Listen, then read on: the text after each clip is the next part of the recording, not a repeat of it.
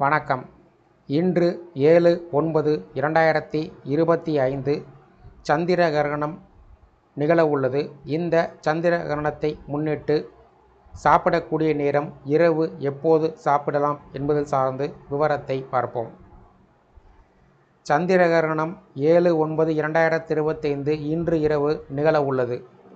சந்திர கிரகணம் என்பது சூரியன், பூமி மற்றும் சந்திரன் ஆகிய மூன்றும் ஒரே நேர்கோட்டில் வரும்போது, அதாவது பூமி சூரியனுக்கும் சந்திரனுக்கும் இடையில் வரும்போது சந்திர கிரகணம் நிகழ்கிறது.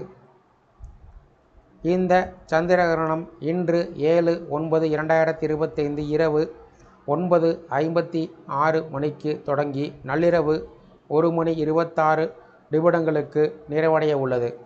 அப்போது சந்திரன் இருண்ட கருநிழல் பகுதிக்குள் நுழையும்.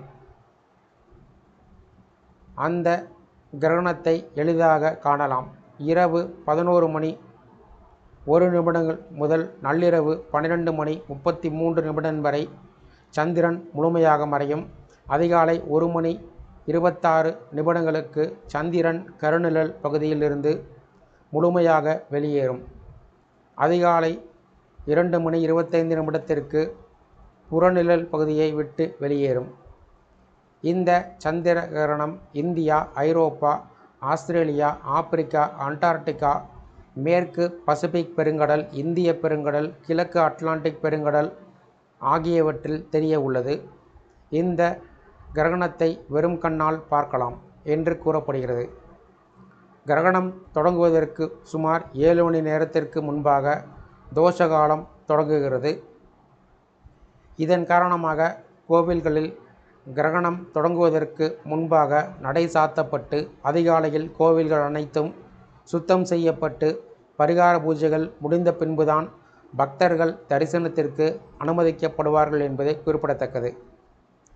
கிரகணம் துவங்குவதற்கு 7 மணி நேரத்திற்கு முன்பாக உணவு சாப்பிட்டு விடுவது நல்லது. வயதானவர்கள், நோயாளிகள், மருந்து மாத்திரைகள் எடுத்துக்கொள்பவர்கள் இதிலிருந்து விதிவிலக்கு பெறுகிறார்கள். சந்திர கிரகணத்தின் போது கர்ப்பிணி பெண்கள் வீட்டை விட்டு வெளியே செல்லக்கூடாது. கிரகண நேரத்தின் போது கத்தி, ஊசி போன்ற கூர்மையான பொருட்களை பயன்படுத்தக்கூடாது. கிரகணத்தின் போது உணவு சமைப்பதையும் சாப்பிடுவதையும் தவிர்ப்பது நல்லது. கிரகண காலத்தில் யாரும் உணவு, தண்ணீரை உட்கொள்ளக்கூடாது என்று சொல்லப்படுகிறது. இப்படி செய்தால் ஜீரண சக்தி பலவீனமடைந்து நோய்வாய்ப்படுவார்கள் என்பது ஐதீகம். பிறகு கிரகணம் முடிந்தவுடன் குளித்துவிட்டு உணவு அருந்துவது நல்லது. கிரகண கதிர்கள் உணவுப் பொருட்களை தாக்காமல் இருப்பதற்கு அனைத்து உணவு மற்றும் தண்ணீரில் துளசி இலைகள், தர்பை அல்லது அருகம்புல் இலைகளை போட்டு வைப்பது நல்லது.